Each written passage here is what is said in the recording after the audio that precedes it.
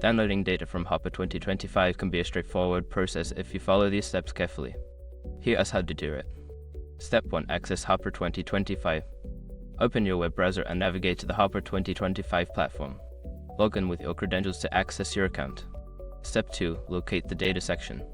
Once logged in, look for the section of the platform that contains the data you wish to download. This may be labeled as data, reports, or something similar. Step 3. Select data to download.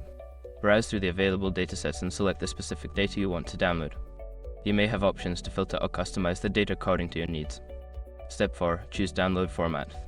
After selecting the data, look for a download button or link. You may be prompted to choose a format for the download, such as CSV, Excel, or PDF. Select your preferred format. Step 5. Confirm and download. Click the download button to initiate the process. Depending on your browser settings, the file may automatically download to your default downloads folder, or you may be prompted to choose a location to save the file. Following these steps will help you successfully download data from Hopper 2025. If you encounter any issues, consult the help section of the platform for further assistance.